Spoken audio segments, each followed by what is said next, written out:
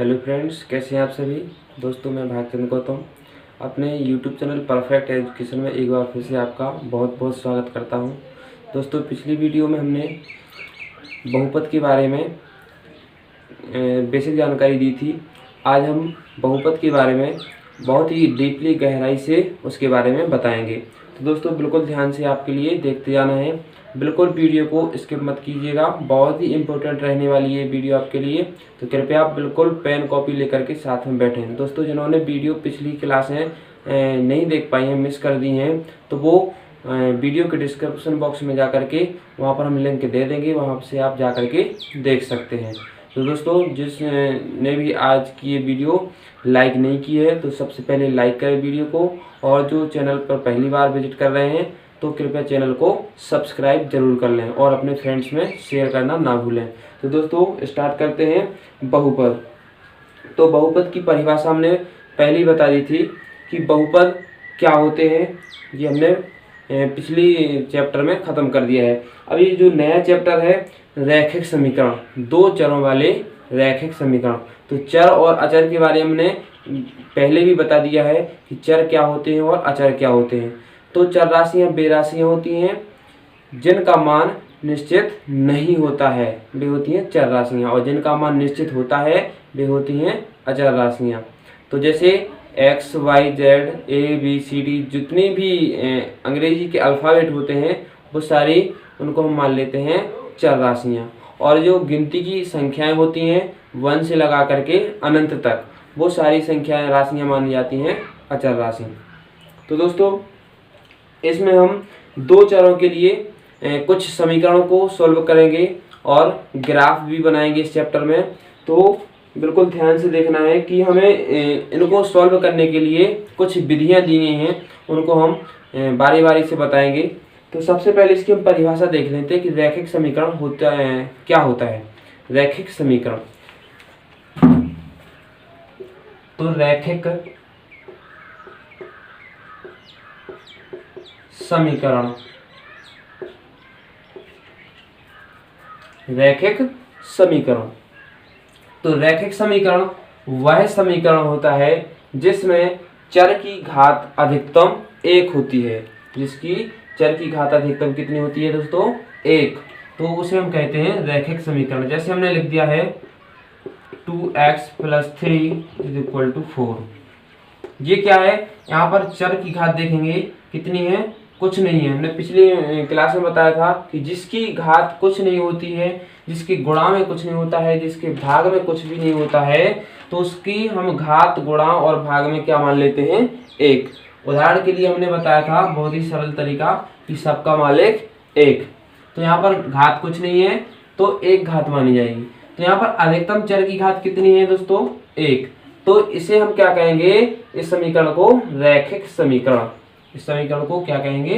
रैखिक समीकरण। अगर यही घात 1 से बढ़ करके 2 हो जाती है तो ये द्विघात समीकरण हो जाएगा। क्या हो जाएगा? द्विघात समीकरण। तो अब दो चरों में देखना है हमें, तो एक चर तो हो गया x, दूसरा चर अगर हम y मान लें, एक चर हो गया x और दूसरा y मान लें, तो दो चरों में हो जाएगी। लेकिन एक ही समीकरण में हमें चाहिए दो चर, तो क्या करेंगे हम? x + y = 7 मान लेंगे और दूसरा मान लेंगे 2x + 3y = 16। ये दो समीकरण हो गए हैं, वो है ना। तो यहाँ पर देखेंगे दोनों समीकरणों में दो चर हैं, एक तो हो गया x और एक हो गया है y। इधर भी देखेंगे 2x है, 2 तो यहाँ पर अचर हो गई है। केवल x देखेंगे तो x एक चर है और y भी एक चर है। तो दोनों क्या हो गए हैं? चर। तो एक ही समीकरण में जब दो चर आ जाते हैं तो दो चरों में रैखिक समीकरण हो जाएगा। ठीक, अब इनको हम सॉल्व करेंगे। तो इनको सॉल्व करने की कुछ विधियां होती हैं। ठीक है, मुख्य रूप से 3 विधियां होती हैं। तो तीनों विधियों को लिख लेते हैं। तो 3 विधियां क्या होती हैं? तो सबसे पहली विधि है प्रतिस्थापन विधि। क्या है दोस्तों? प्रतिस्थापन विधि। प्रतिस्थापन विधि में क्या होता है, लिख लेते हैं हम। प्रतिस्थापन विधि, दूसरी है जो विलोपन विधि,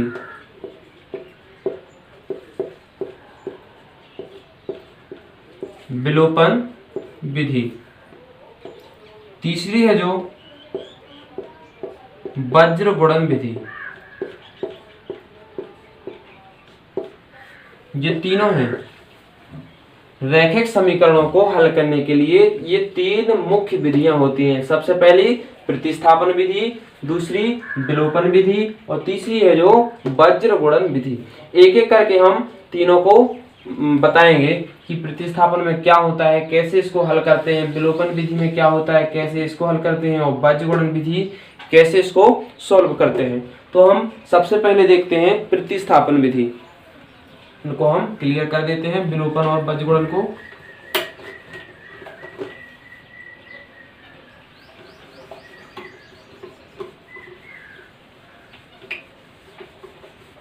प्रतिस्थापन विधि,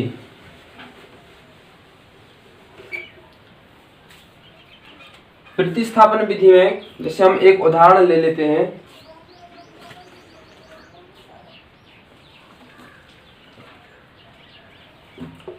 x प्लस 2y बराबर 7 और दूसरा है 2x प्लस 7y बराबर 16। ये दो समीकरण दिए हैं रैखिक समीकरण, और वो भी क्या है, दो चरों में।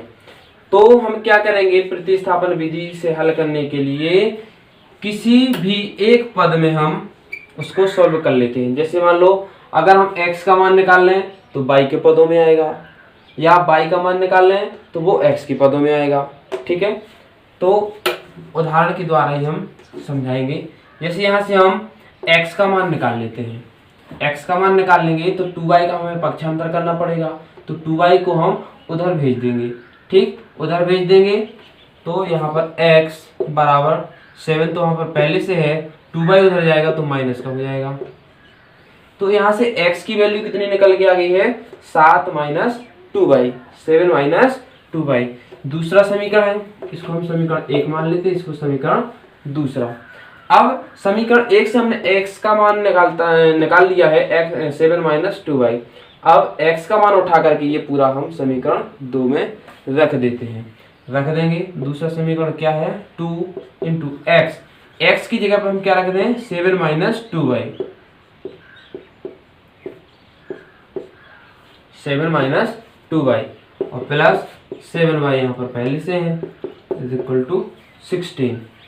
ठीक, 2 का यहाँ पर मल्टीप्लाई कर देंगे, यानी गुणा कर देंगे, 2 का गुणा 7 में कर देंगे, 2 सत्ते 14 माइनस 2 दूना 4y प्लस 7y बराबर 16।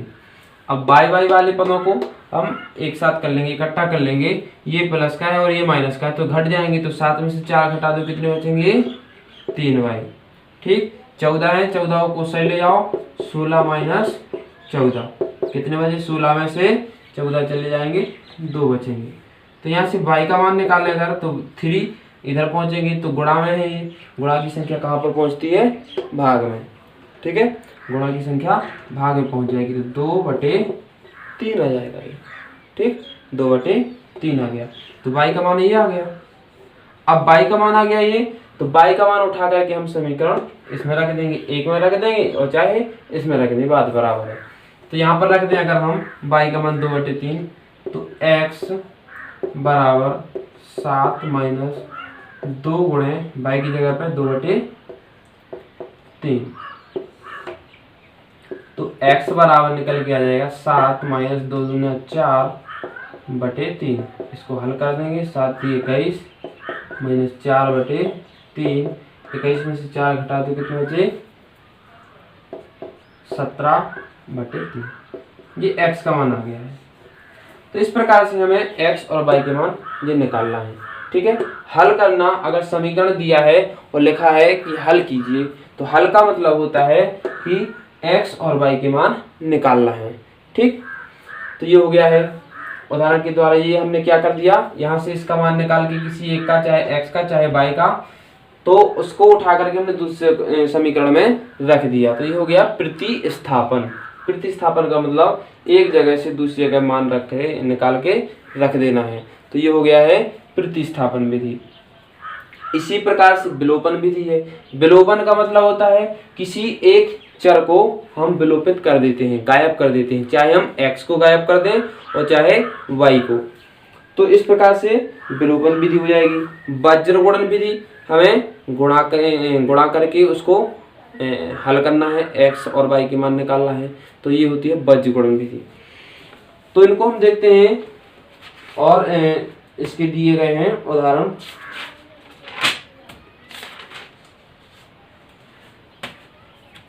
एक और उदाहरण देते हैं हम।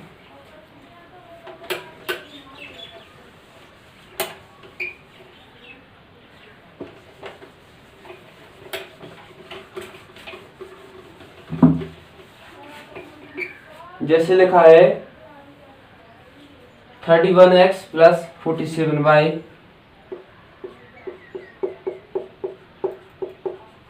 (31x plus 47y is equal to 15। और दूसरा है 17x plus 31y is equal to 63। तो यहाँ से हम इसको भी हम प्रतिस्थापन विधि के द्वारा ही हल करेंगे। तो यहाँ से हम क्या करेंगे, चाहे x के पदों में मान निकाल लो y का, और चाहे y के पदों में x का मान निकाल लें। समीकरण 1 से भी हल कर सकते हो, समीकरण 2 से भी हल कर सकते हैं। तो चलो हम समीकरण हम 2 से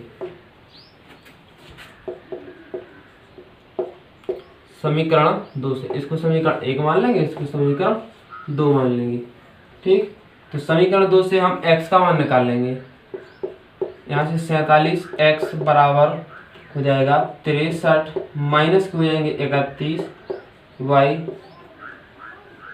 अब यहाँ से हम x का मान निकालने हैं यदि, तो 63 माइनस 31y और बटे में 47।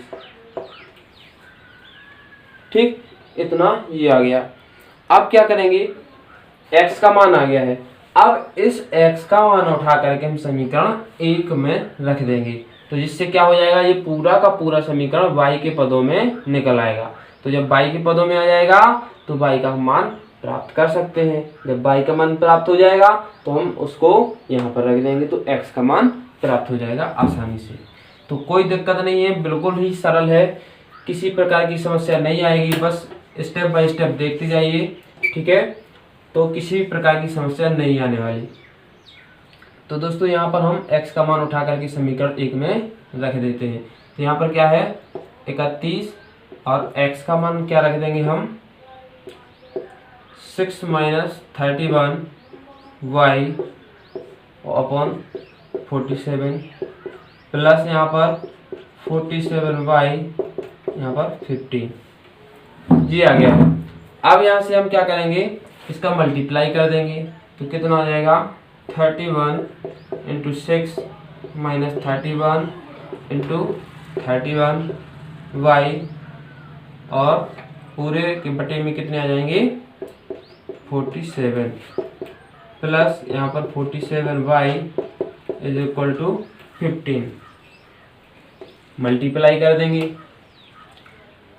तो 6 कम 6 6 18 माइनस 31 का 31 में गुणा कर देंगे तो कितना आ जाएगा 31 गुणा 31 कर दो। तो दोस्तों 31 गुणा 31 कर देंगे तो आ जाएगा 961, यानी 31 का वर्ग भी होता है 961 y बटे में 47 प्लस यहाँ पर 47 y बटे में 1 कर लेंगे बराबर 15। अब यहाँ पर हम एलसीएम ले लेंगे, इसका एलसीएम लेंगे तो कितना आ जाएगा 47 एलसीएम आ जाएगा 186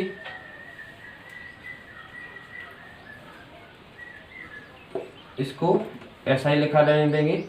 47 का 47 भाग देंगे, एक बार गया, यहाँ पर आ जाएगा 186 माइनस 961 y प्लस 1 का 47 में देंगे 47 आ जाएगा और 47 का 47 में गुणा कर देंगे तो कितना आ जाएगा 2209। ये गुणा करके देख सकते हैं, 47 गुणा 47 आएगा 2209 और y बराबर में 15।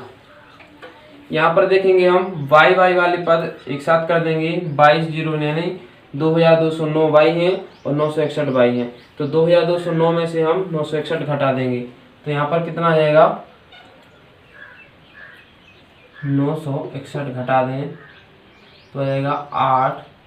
10 में से 6 गए, 4 बचे और 2 यानी 12 में से 10 चले गए, 2 बचेंगे और 1 1248। ठीक, तो यहाँ पर बचेंगे 1248 y और प्लस 186 और बराबर में जिस 47 से जो 47 का गुणा हो जाएगा 15 में। 1248 y बराबर कितना हो जाएगा 15 सत्ते 105 और 15 चौको 60, 60 और 10 70। यहाँ पर माइनस हो जाएंगे 186। 1248 y 705 में से 186 घटा देंगे, 5 के माने 15, 15 में से 6 गए 9 बचे और 10 में से 9 गए 1 बचे, 7 में से 2 चले जाएंगे 5 बचे, 519। y का मान निकालेंगे हम 519 बटे 1248। ठीक है, अब हम इसको डिवाइड कर देंगे, 3 से कट जाएंगे, 8 4 12, 12 3 15, 9 1 10 और 5 15, 3 से कट रहे हैं, 3 से काट देंगे, 3 एकम 3 बचे 2, 3 7 21, 3 3 का 9, 3 चौके 12, 3 एकम 3, 3 6 18, 7 3 10 11। अब नहीं 3 से कट रहे हैं। ठीक है, और काट के देख सकते हैं तो इतना ही आंसर माना जाएगा। y का मान 173 बटे 416। जब ये y का मान आ गया है तो y का मान उठा करके हम इसमें रख देंगे तो x का मान भी आ जाएगा आसानी से। तो इस प्रकार से हमें x और y के मान प्राप्त हो जाएंगे, तो ये हमारा समीकरण का हल हो जाएगा। इसी प्रकार से हम सारे के सारे क्वेश्चन करेंगे। बढ़ते हैं एक्सरसाइज की ओर। जो पहली एक्सरसाइज है उसमें ग्राफीय रूप भी बताना है और बीजगणितीय रूप भी बताना है इसमें। ठीक है, तो बीजगणितीय रूप और ग्राफीय रूप दोनों बताएंगे हम। तो जैसे पहला क्वेश्चन है 3.1 का, आफताब अपनी पुत्री से कहता है 7 वर्ष पूर्व मैं तुमसे 7 गुनी आयु का था, अब से 3 वर्ष बाद मैं तुमसे केवल 3 गुनी आयु का रह जाऊंगा। इस स्थिति को बीजगणितीय एवं ग्राफीय रूप में व्यक्त कीजिए। तो चूंकि ये क्वेश्चन काफी इंपॉर्टेंट रहने वाले हैं तो इन क्वेश्चनों को बिल्कुल अच्छे से, बिल्कुल बारीकी से आपको देखना है। ठीक है, अगर बारीकी से नहीं देखेंगे तो ये आप मिस कर जाएंगे और कहीं ना कहीं आपकी एक गलती रह जाएगी। तो इस गलती को बिल्कुल क्लीन करने के लिए, साफ करने के लिए आपको बिल्कुल बारीकी से देखना पड़ेगा। तो हम दोनों बताएंगे, बीजगणितीय रूप और इसका ग्राफीय रूप। तो इसको हम पहले साफ कर देते हैं।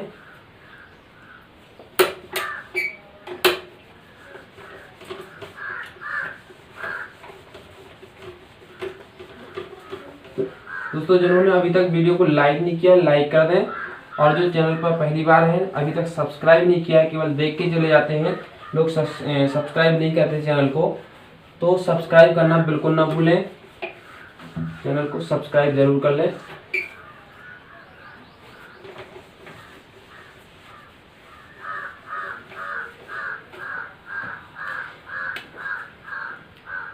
तो देखते हैं, जैसे लिखा है, आफताब अपनी पुत्री से कहता है कि 7 वर्ष पूर्व।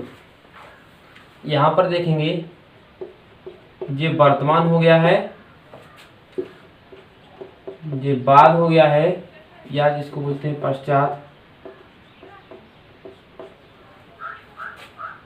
इसको पहले या पूर्व भी कह देते हैं।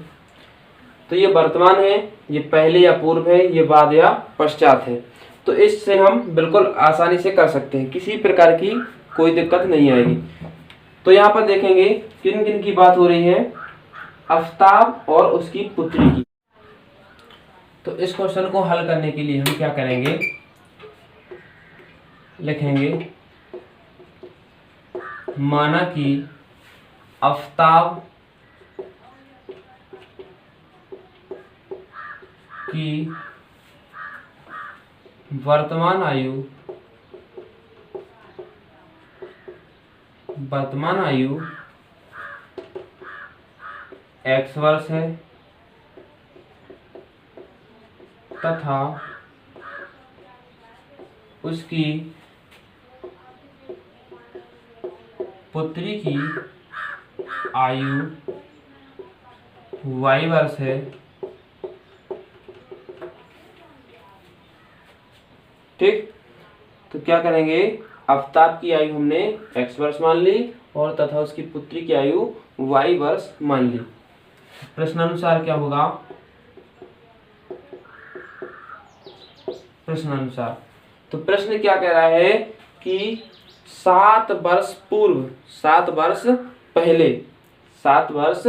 पहले जो पुत्री की आयु थी उसकी आयु की 7 गुनी थी। ठीक है, तो हम क्या करेंगे, 7 वर्ष पूर्व यानी तो कितनी हो जाएगी, x माइनस 7,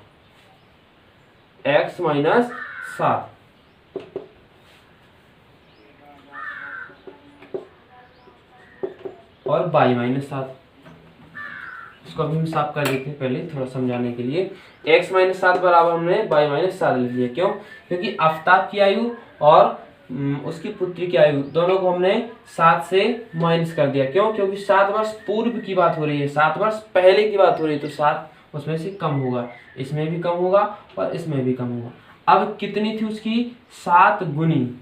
अब देखिए ये 7 गुनी थी, ये तो पिता की आयु है और ये पुत्री की आयु है। जब दोनों को हमें बराबर करना है तो ये तो पहले से ही ज्यादा है पिता की आयु, तो अगर हमें बराबर करना है तो जो 7 का गुणा इसमें करना है वो हम यहाँ पर कर देंगे, तो ये दोनों आपस में बराबर हो जाएंगे। तो यहाँ पर हमने 7 का गुणा कर दिया, तो ये हमारा एक समीकरण बन गया।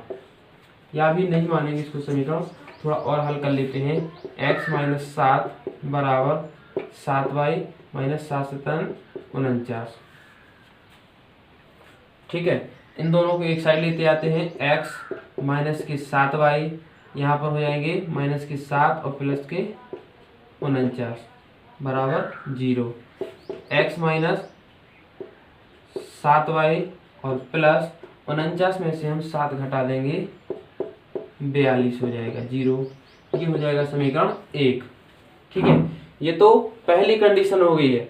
अब दूसरी कंडीशन क्या थी कि अब से 3 वर्ष बाद मैं केवल तुम्हारी आयु का कितनी रह जाऊंगा, 3 गुनी। ठीक है, 3 गुनी आयु का रह जाऊंगा तुमसे। तो क्या करेंगे, ये तो पहला समीकरण हो गया है। ठीक, इसको हम साफ कर देते हैं।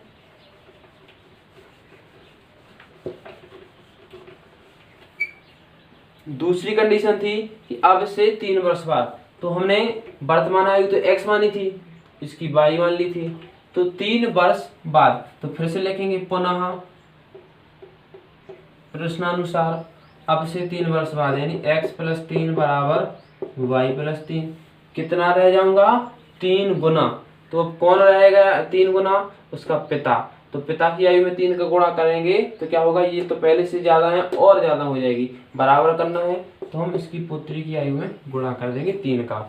तो ये हो जाएगा x प्लस 3 बराबर 3 का यहाँ पर मल्टीप्लाई कर देंगे तो 3y प्लस 9। ठीक, x माइनस की 3y माइनस 9 और प्लस 3 इज इक्वल टू 0।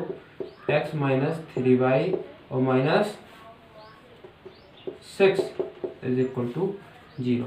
ये बन जाएगा दूसरा समीकरण। जब ये दूसरा समीकरण बन जाएगा तो अब इन दोनों समीकरणों की सहायता से हम दूसरा समीकरण यहाँ पर हम इसका पहला समीकरण लिख देते हैं। क्या था हमारा, x माइनस 7y और प्लस 42 बराबर 0।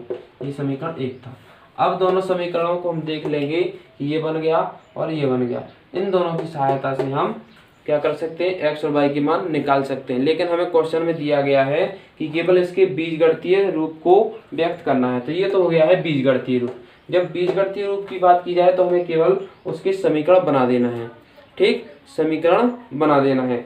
और जब समीकरण बन जाएंगे तो उसमें एक चीज और बोली गई है कि ग्राफीय रूप में भी व्यक्त कीजिए, ग्राफीय रूप में। तो ग्राफीय रूप में व्यक्त करने के लिए हम क्या करेंगे, एक ग्राफ खींचेंगे। क्या खींचेंगे, ग्राफ। ग्राफ खींचेंगे। वो कैसे करते हैं तो उसकी प्रोसेस हमें यहाँ पर बताते हैं। तो बिल्कुल भी स्किप मत कीजिए वीडियो को, क्योंकि स्किप करोगे तो कुछ चीजें मिस हो जाएगी जिसकी वजह से आपको समझ में नहीं आएगा। तो यहाँ पर हम इसको साफ कर देते हैं। जब बीजगणितीय रूप निकल आएगा तभी हम ग्राफीय रूप निकाल सकते हैं। तो बीजगणितीय रूप समझ में आ गया होगा। अब हम ग्राफीय रूप देखते हैं।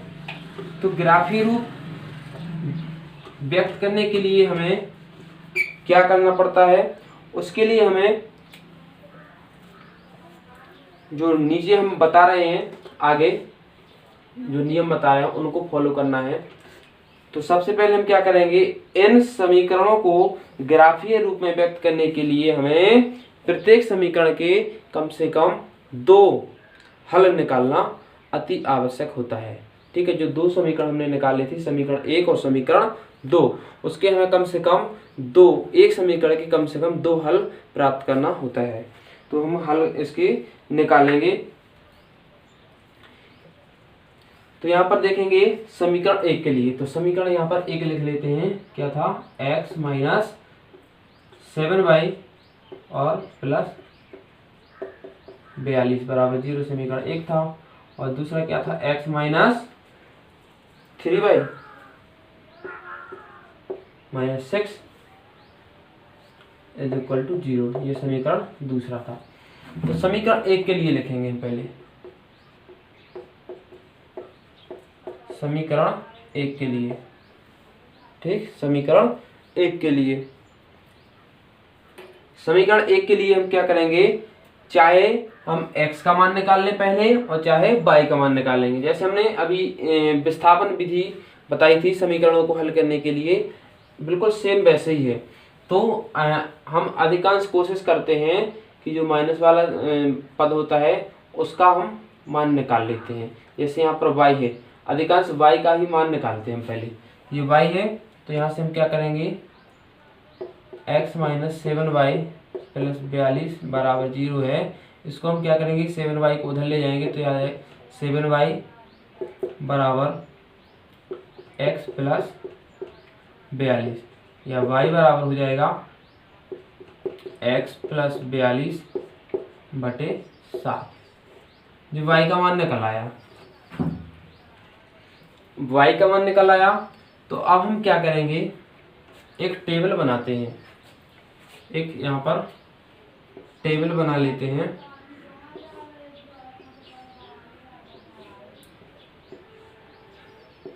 x हो गया, ये y हो गया। तो हमें इसके कम से कम 2 हल चाहिए।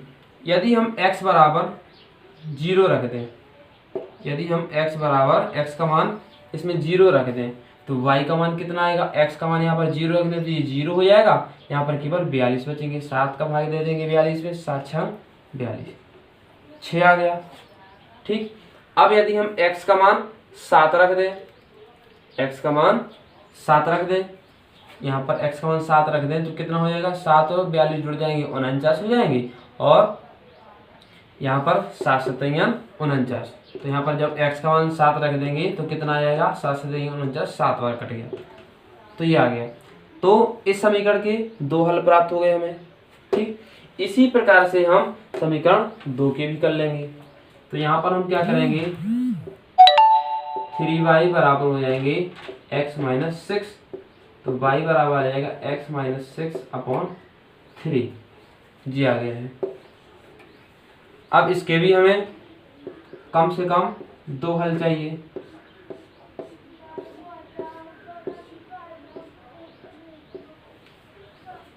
ठीक है, तो यहाँ पर हम क्या रख देंगे, x बराबर यदि 0 रख दें, x बराबर 0 रख दें तो माइनस के 6 बचे ऊपर, केवल 3 से इसको डिवाइड कर देंगे, 3 दूना 6 माइनस के 2 आ गए। ठीक, एक तो हल प्राप्त हो गया है। दूसरा, यदि हम y बराबर 0 रख दें, y बराबर 0 रख दें तो क्या हो जाएगा, y बराबर 0 रख दें तो ये इधर पहुंच जाएगा 0 में आ जाएगा, तो x माइनस 6 यानी x का मान आ जाएगा 6, x का मान 6 आ जाएगा। या ऐसा कह दें कि x का मान 6 रख दें तो y का मान 0 आ जाएगा। ठीक है, तो ये दो हमें हल प्राप्त हो गए हैं दोनों समीकरणों के। अब दोनों हल प्राप्त होने के बाद हम क्या करेंगे, ग्राफ खींचेंगे। अब ग्राफ कैसे खींचेंगे इनको हम देखते हैं आगे। तो ग्राफ हमने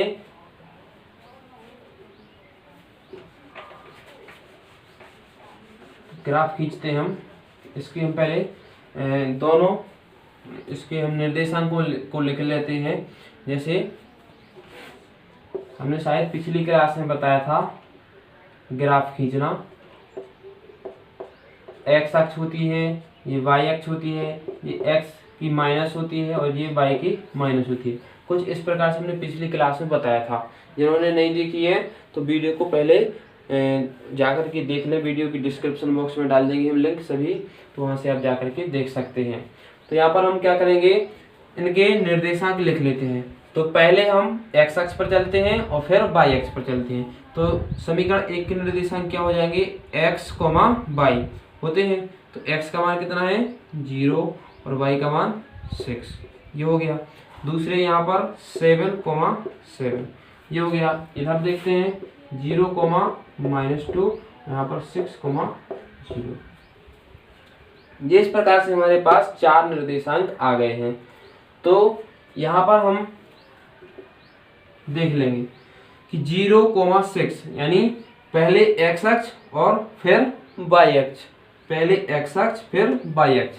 तो x अक्ष ये है, तो इधर माइनस के होते हैं और इधर प्लस के होते हैं। तो x कितना है 0, यहाँ पर 0 होता है सभी का, चाहे x का हो चाहे y का हो। तो यहाँ पर 0 और y अक्ष पर कितना है 6। तो यहाँ पर हम काउंटिंग कर लेंगे 1, 2, 3, 4, 5, 6, ये हो गया ऐसे। तो 0 और 6, तो ये बिंदु आ जाएगा 0, 6। ठीक है, क्योंकि x अक्ष पर 0 है। अगर x अक्ष पर कुछ चलता 1, 2, 3 प्लस में जाता तो इधर पहुंच जाता, तो इसके सामने इधर आ जाता। अगर माइनस में जाता x अक्ष पर तो इधर आता, तो इसी के सामने इधर पहुंच जाता। तो चूंकि x अक्ष पर कुछ नहीं चला है, 0 है, तो इसी लाइन पर रहेगा। और y अक्ष पर कितना चला है 6 मात्रक चला है केवल। तो इधर से 1, 2, 3, 4, 5 और 6, तो 0, 6 ये हो गया है।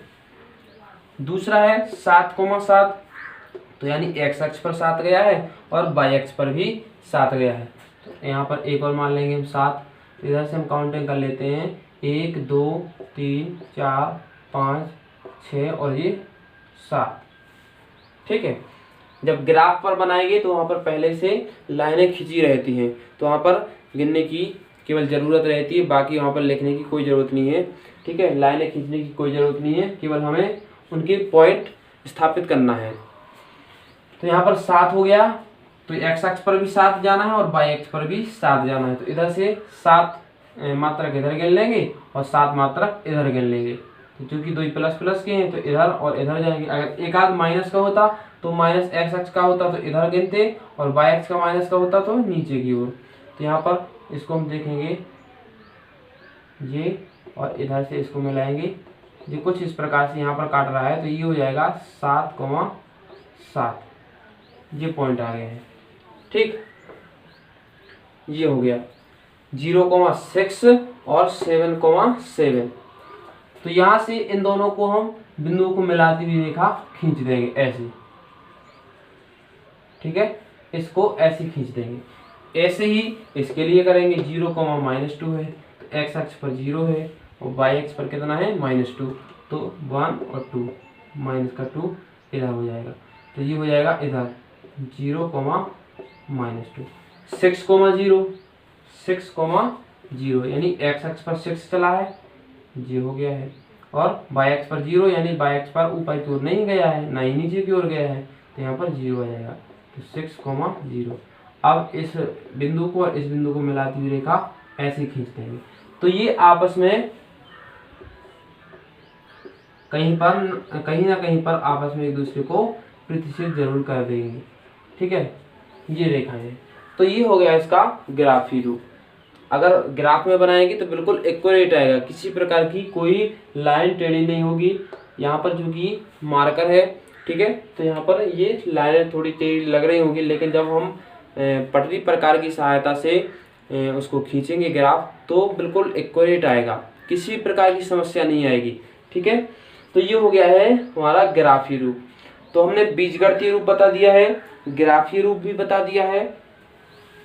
तो बीजगणितीय रूप में केवल हमें उसके प्रश्न जो कथन दिया गया है, कथन को देखते हुए कथन देखेंगे केवल, और कथन के आधार पर हम उसके समीकरण बना देंगे।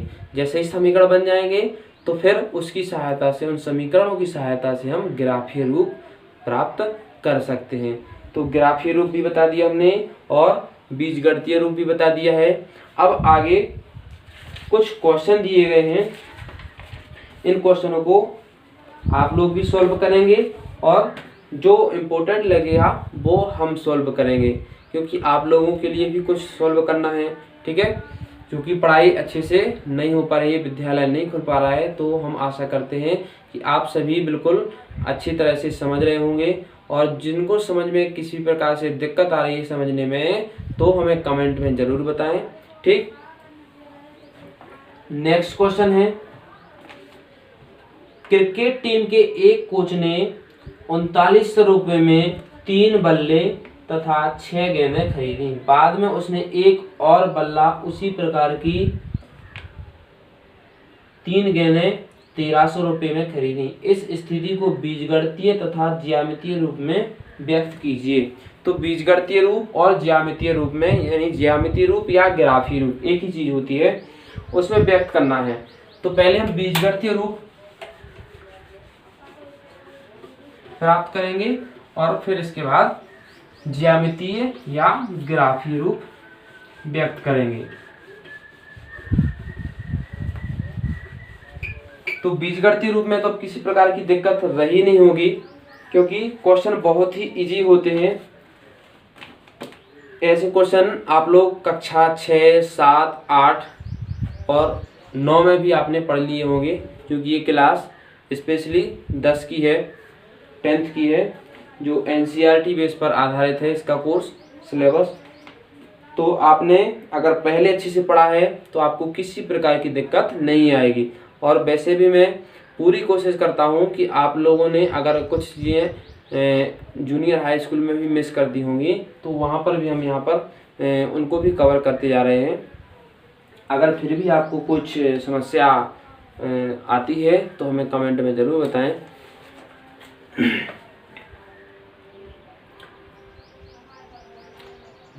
तो क्या है, क्रिकेट टीम के एक कोच ने 3900 रुपये में 3 बल्ले और 6 गेंदें खरीदी। तो इसके लिए हम क्या करेंगे, लिखेंगे माना कि बल्ले का मूल्य x रुपये है तथा एक बल्ले का मूल्य, ठीक, एक बल्ले का मूल्य x रुपये है तथा एक गेंद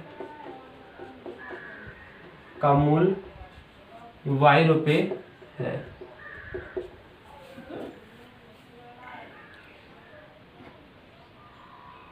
ये है, ठीक है,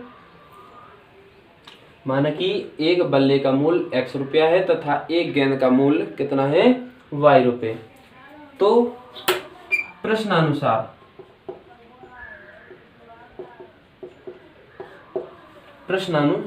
प्रश्न क्या कह रहा है कि 3900 रुपये में हमने 3 बल्ले बल्ले का मूल्य कितना है x, 3x प्लस, और गेंदें कितनी खरीदी हैं, 6 गेंदें 6y।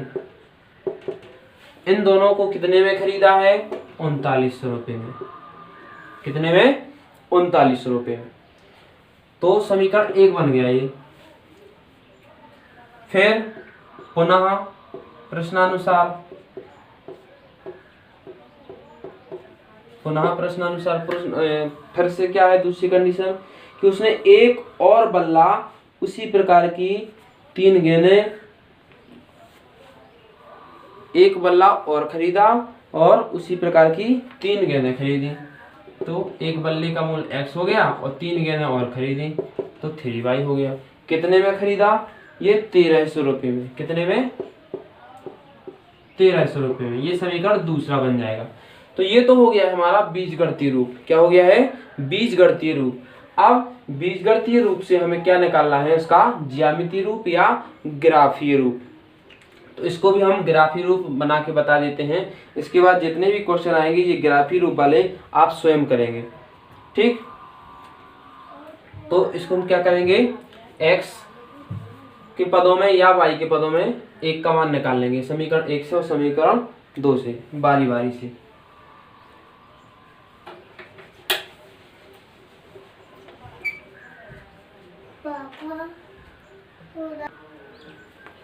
यहाँ पर समीकरण 1 से हम फिर से वही करेंगे कि समीकरण 1 के कम से कम 2 हल प्राप्त कर लेंगे। तो 2 हल प्राप्त करने के लिए क्या करेंगे? हम एक टेबल बना लेंगे। x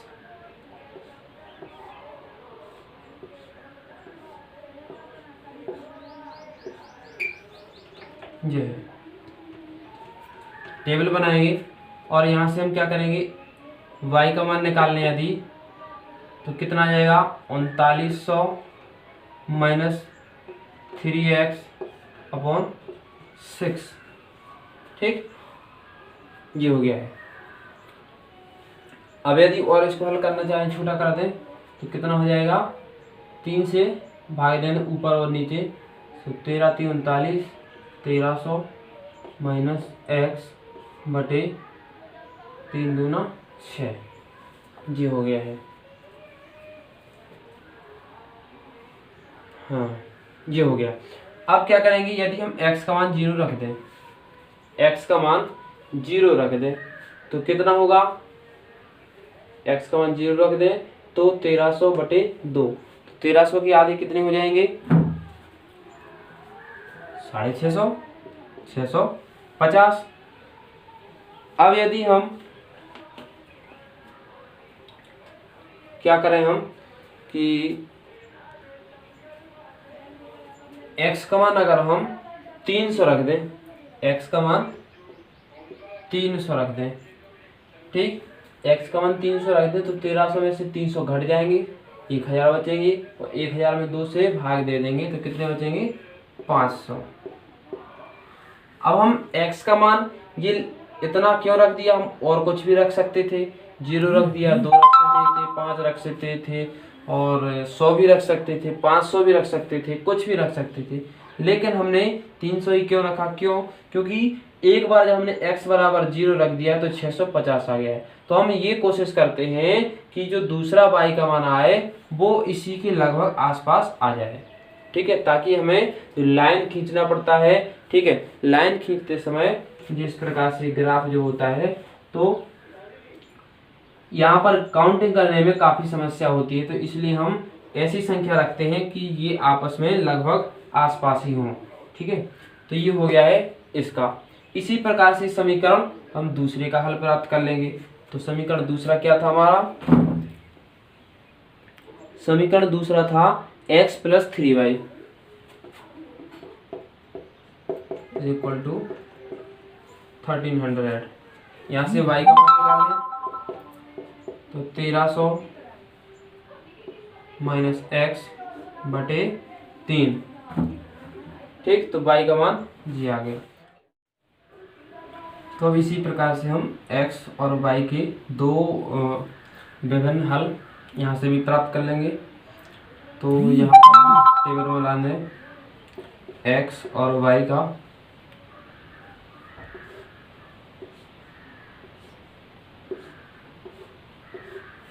यदि हम x का मान 100 रख देते हैं, x का मान 100 रख दें तो 1300 में से 100 घट जाएंगे, कितने बचेंगे?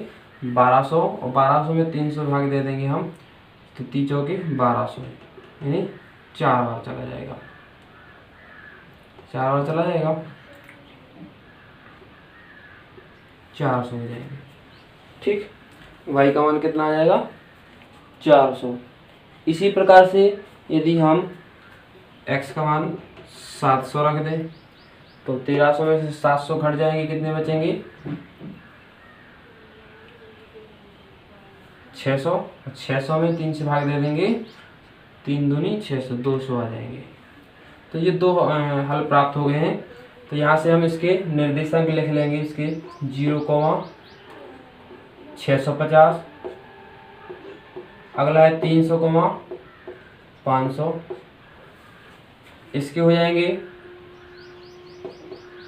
100,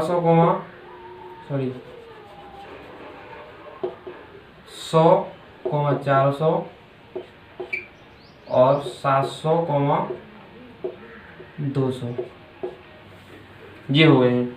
अब हम इनको ग्राफ पर इसका प्रतिस्थापन करेंगे। तो 0,50, 650, तो 650 x पर गया है इधर, तो यहाँ पर मान लेंगे 100, 200, 200 के रूप में मान लेंगे, 200, 400, 600 और यहाँ पर ये हो जाएंगे 650, 650 हो जाएंगे। तो यहाँ पर ये आ जाएगा 0,650। इसी प्रकार से 300,500, x अक्ष पर गया है कितना 300, 200, 400, यहाँ पर हो जाएंगे 300 और y अक्ष पर कितना है 500, 200, 400, 600, इधर 500 हो जाएंगे।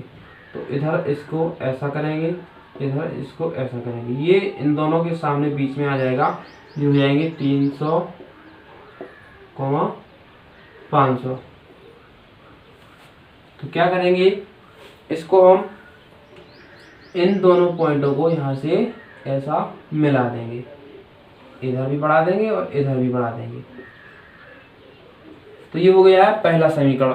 ठीक है, दूसरे समीकरण को क्या करेंगे, हम यहाँ से भी करेंगे 100,400, यहाँ से ये 200 था, यहाँ पर 100 आ जाएगा, 100,400, 400 ये था, तो यहाँ पर इसको ऐसा मिला देंगे और यहाँ पर इसको ऐसा मिला देंगे। ये डॉट में मिलाना है, हमें मिलाना नहीं, वैसे समझने के लिए हम बता रहे हैं केवल। तो यहाँ से इसके सामने, यहाँ से इसके सामने, ये हो गया हमारा 100,400, 100,400। दूसरा है 700,200, 2, 4, 6 और यहाँ पर ये हो जाएगा 700, 700,200। तो 200 ये है इसके सामने और ये इसके सामने, ये पॉइंट हो जाएगा। तो ये पॉइंट है 700,200, ये पॉइंट हो गया और ये पॉइंट हो गया। इन दोनों पॉइंटों को भी हम मिला देंगे ऐसे, इधर और इधर। तो ये इस प्रकार से कुछ ग्राफ बन जाएगा। तो ये बन जाएंगे हमारे ग्राफीय रूप। तो इस प्रकार से हम ग्राफीय रूप भी खींच सकते हैं। तो ग्राफीय रूप खींचने के लिए हमें सबसे पहले बीजगणितीय रूप प्राप्त करना होगा। बीजगणितीय रूप प्राप्त करने के बाद ही हम ग्राफीय रूप खींच सकते हैं। तो दोस्तों, उम्मीद है कि आप सभी के लिए बीजगणितीय रूप और ग्राफीय रूप दोनों अच्छे से समझ में आ गए होंगे। दोस्तों, वीडियो को लाइक करना बिल्कुल ना भूलें, अपने फ्रेंड्स में शेयर करें और हमें कमेंट्स में ज़रूर बताएं कि ये वीडियो आपके लिए कैसी लगी और आपके लिए समझ में आया है। तो अपने मोबाइल में जो लाल कलर में सब्सक्राइब बटन लिखा रहता है, सब्सक्राइब, उसको ज़रूर दबा दें और उसको दबाने के बाद एक बेल आइकन आएगा, उसको प्रेस कर दें ताकि अगली जो क्लास हम पढ़ाएंगे उसकी सूचना सबसे पहले आप तक पहुंच सके। तो दोस्तों, हमें वीडियो में ज़रूर बताएं कि वीडियो कैसी लगी। Thank you for watching this video. Have a nice day.